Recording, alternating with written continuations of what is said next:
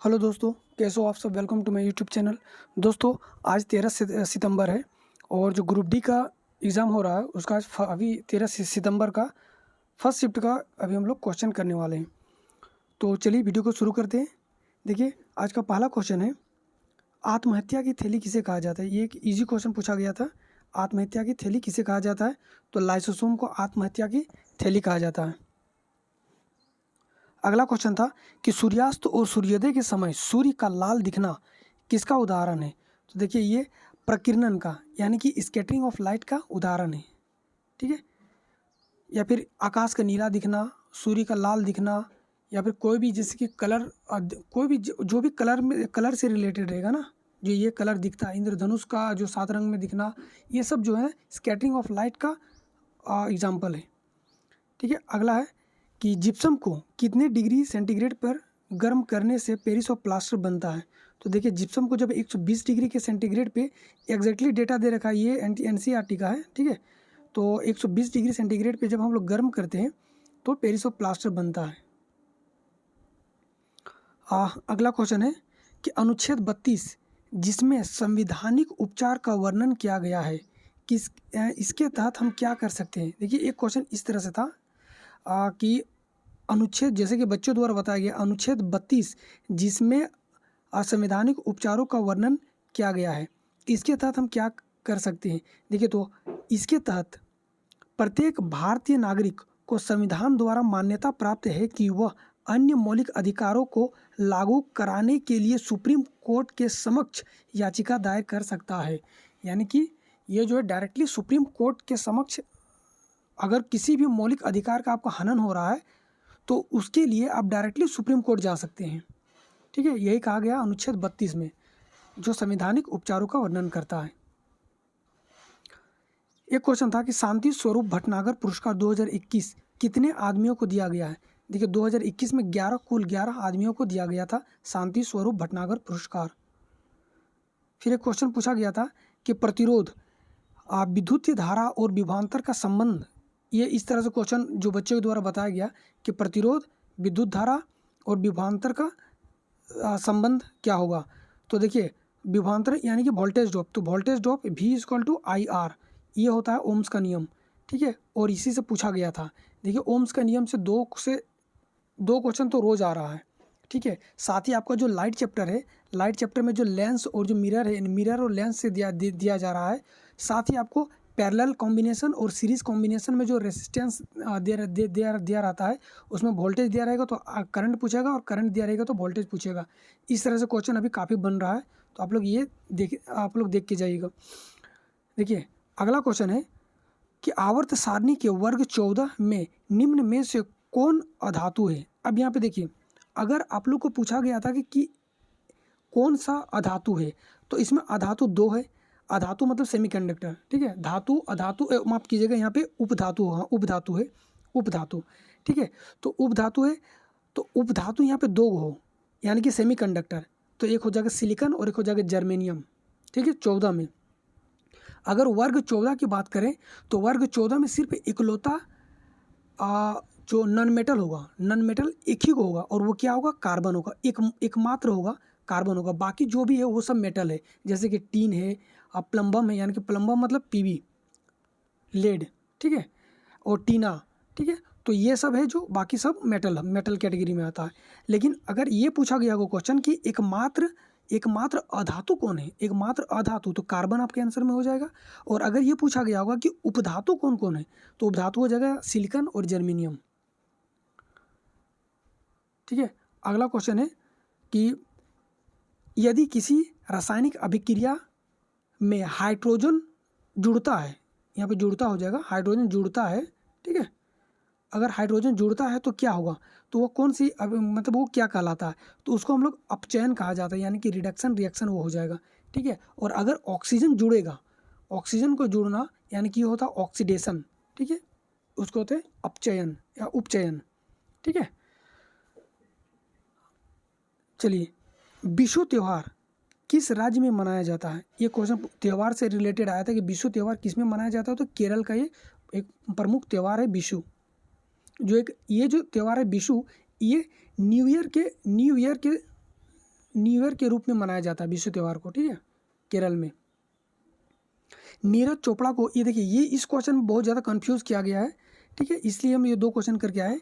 बच्चों द्वारा ना अलग अलग तरीक़ा से क्वेश्चन को बताया गया है। देखिए इसमें पूछा, एक बच्चे द्वारा बताया गया कि नीरज चोपड़ा को ओलंपिक में जेवलिन थ्रो में गोल्ड मेडल मिला। भारत में जेवलिन थ्रो में यह कितने नंबर का था, मतलब जेवलिन थ्रो में जो भारत में जो अभी तक कितने नंबर के कौन इंसान जीता है, तो ये पहला ही इंसान है नीरज चोपड़ा जिन्होंने ये पहला मेडल जीता था जेवलिन थ्रो में, ठीक है। फिर बच्चों द्वारा सेम क्वेश्चन को बताया गया कि विश्व एथलीट में नीरज चोपड़ा का स्थान क्या था। तो देखा जाएगा कि विश्व एथलीट में नीरज चोपड़ा का जो स्थान था वो 12वें नंबर पे, 12वें या 10वें कंफर्म नहीं आ रहा है, लेकिन मुझे लग रहा है 12वें स्थान पे था। टोटल उसका जो नंबर था अभी तक वो सीरीज में वो 12वें स्थान पे रहा है, ठीक है। अब अगर यहीं पे पूछा जाएगा कि नीरज चोपड़ा को विश्व एथलीट में कौन सा मेडल जीता, तो वो सिल्वर मेडल जीता के, ठीक है, सिल्वर मेडल जीता था। गोल्ड मेडल किसने जीता, तो पाकिस्तान के कोई खिलाड़ी थे, उन्होंने गोल्ड मेडल जीता था, ठीक है, जेवलिन थ्रो में। और भारत के तरफ से विश्व एथलीट में पहला व्यक्ति नीरज चोपड़ा है, जिसमें विश्व एथलीट में पहला व्यक्ति है जो कोई पुरस्कार जीता है। तो हम दोनों ही क्वेश्चन को बता दिए हैं। आप लोग को कौन सा पूछा था आप लोग जरूर बताइएगा कमेंट में, ठीक है। तो अगर विश्व एथलीट में नीरज चोपड़ा का स्थान था तो 12वां हो जाएगा। नीरज चोपड़ा का कौन सा मेडल मिला, तो सिल्वर मिला है, और सिल्वर मिला, ठीक है।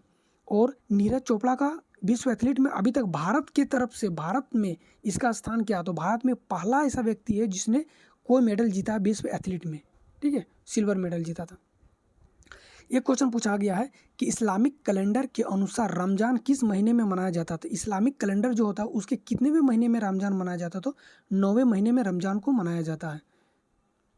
फिर एक क्वेश्चन था कितने आबादी वाले क्षेत्र में एक नगर निगम की स्थापना की जाती है, तो जहाँ पे 5 लाख से अधिक आबादी होगा उसे नगर निगम के अंतर्गत लाया जाता है, ठीक है, नगर निगम के। और अगर यहीं पे ग्राम पंचायत की बात करते हैं कि ग्राम पंचायत का गठन कहाँ पे होता है, तो 20,000 से ऊपर वाली जनसंख्या जहाँ भी होगा ना वहाँ पे ग्राम पंचायत का गठन किया जाता है। हो सकता है कि ग्राम पंचायत आगे आप लोग को पूछ दे, ठीक है। तो 20,000 से अगर ऊपर रहेगा जनसंख्या तो ग्राम पंचायत का गठन किया जाता है, और 5 लाख से ऊपर रहेगा तो नगर निगम का गठन किया जाता है। पहली बार पूर्ण जनगणना कब हुआ था, देखिए पहली बार पूर्ण जनगणना अगर ये पूछा होगा क्वेश्चन अगर सेम रहा होगा तो पहली बार भारत में पूर्ण जनगणना की ये 1881 को किया गया था। पूर्ण जनगणना क्या 1881 को। अब पहली बार सिर्फ जनगणना बोला गया होगा तो 1872 में ब्रिटिश वायसराय लॉर्ड मेयो द्वारा कराया गया था, ठीक है, लॉर्ड मेयो द्वारा कराया गया था। लेकिन आप लोग को पूछा था कि पूर्ण जनगणना कब हुआ था पहली बार, तो 1881 में। और 1881 के बाद हर 10 साल में ये चलने लगा, हर 10 साल के बाद अंतराल में ये जनगणना शुरू हो गया। अगला क्वेश्चन है कि जनवरी 2022 में निम्न में से किसे पद्मश्री से सम्मानित किया गया। निम्न में से किसे पद्मश्री से सम्मानित किया गया, तो देखिए ये नीरज चोपड़ा से 2 क्वेश्चन आया था। तो एक तो वो वाला हो गया जो 2 में डाउट काफ़ी ज़्यादा डाउट था दोनों में। और एक क्वेश्चन पूछा गया था कि जनवरी 2022 में निम्न में से किसे पद्मश्री से सम्मानित किया गया था। देखिए नीरज चोपड़ा को पद्मश्री से सम्मानित किया गया था, ठीक है। नेक्स्ट क्वेश्चन है कि इलेक्ट्रिक मोटर द्वारा पानी को जमीन के अंदर से ऊंचाई तक ले जाया जाता है, इसके लिए कौन सी ऊर्जा किस ऊर्जा में रूपांतरित होता है। यानी कि इलेक्ट्रिक ऊर्जा जो होता है, इलेक्ट्रिक मोटर जो होता है उसमें कौन सा ऊर्जा किस ऊर्जा में रूपांतरित होता है। तो देखिए इलेक्ट्रिक ऊर्जा जो होता है, इलेक्ट्रिक एनर्जी जो होता है यानी ऊर्जा जो होता है वो मैकेनिकल एनर्जी में रूपांतरित हो जाता है, ठीक है। नेक्स्ट है कि निम्न में से कौन सा अलग है, कि इस तरह से क्वेश्चन आया था कि निम्न में से कौन सा अलग है। देखिए सब में एथिन, ठीक है, ये जो हो गया C4H8, ये देखिए एक होता है CnH2n+2, ये किसका होता है, ये होता है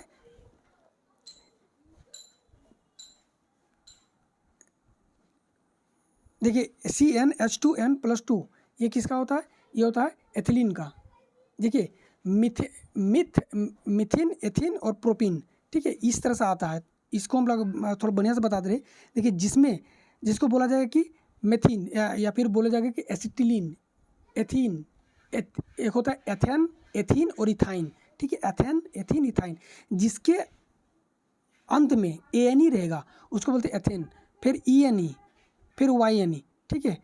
ये होता है एथीन, इथीन और इथाइन, ठीक है। अगर हम सिंपल से एग्जांपल देके बता रहे हैं तो इसमें जो था ये आपका सब में CnH2n+2 को फॉलो करता था, यानी कि अगर C4 यहाँ पे होना चाहिए तो यहाँ पे होना चाहिए कितना, 4 दूनी 8, 8 और 2 10, यहाँ पे 10 होना चाहिए, यानी कि C4H10 होना चाहिए।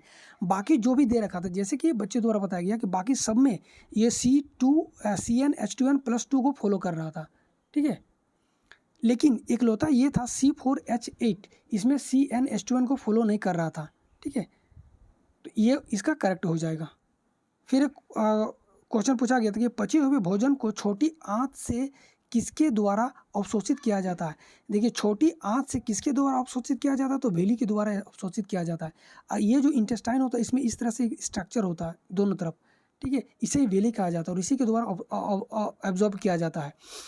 इसमें एक इस तरह से क्वेश्चन आया था, इसी को क्वेश्चन को फिर कुछ बच्चे ने बताया गया कि ये जो पचे हुए जो भोजन होता है इसको ऑब्जर्व करने के बाद पूरे शरीर में कौन फैला देता है, मतलब जो भी फूड होता है या मिनरल्स होता है इसको पूरे शरीर में कौन ले जाया जाता है।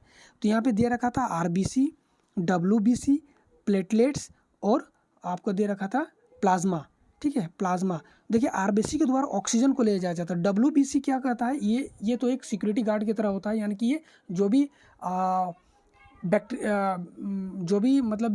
बैक्टीरिया आता है उसको मारने का काम करता है, ठीक है, जीवाणुओं को ये मारता है, कौन, WBC। और ये प्लेटलेट जो होता है ये थक्का जमाने का काम करता है। और जो आपका प्लाज्मा जो होता है, ये प्लाज्मा सबसे ज़्यादा रक्त में होता है, प्लाज्मा का क्वांटिटी, और इसी में प्लाज्मा में ही घुल के ये जो जितना भी डाइजेस्ट फूड होता है ये घुल के पूरा शरीर में पहुँचाया जाता है। तो इसका अगर आप लोगों को प्लाज्मा दिया होगा तो प्लाज्मा हो जाएगा को किस कंडीशन में, जब ये क्वेश्चन पूछा गया होगा कि पूरे शरीर में कौन फैलाता है तो प्लाज्मा हो जाएगा इस कंडीशन में, ठीक है। और अगर सिर्फ बोला कि कौन एब्जॉर्ब करता है तो ये हो जाएगा विली, ठीक है। अगला एक न्यूमेरिकल आया था कि I दे रखा तो 2 एम्पियर का, R दे रखा था 10 एम्पियर का और टाइम दे रखा था 1 सेकेंड का। तो H पूछा गया था, तो हम लोग जानते हैं क्या होता है, H इक्वल क्या होता है, I² RT, ठीक है। H बराबर ये कौन सा होता है, joules law of heating effect में आता है। तो H निकालना तो I का स्क्वायर, तो I कितना दे रखा है 2, यानी कि 2 दूगनी 4, R कितना दे रखा है 10 मल्टीप्लाई बाय 10 और T कितना दे रखा है 1, तो 10 चौका 40, तो H कितना हो जाएगा 40, ठीक है। तो इसका आंसर होना चाहिए 40 गाइस। तो ये जो है आज हमको इतना ही क्वेश्चन मिला है। तो वीडियो कैसा लगा आप लोग जरूर बताइएगा। वीडियो देखने के लिए थैंक यू। तब तक के लिए जय हिंद, जय भारत।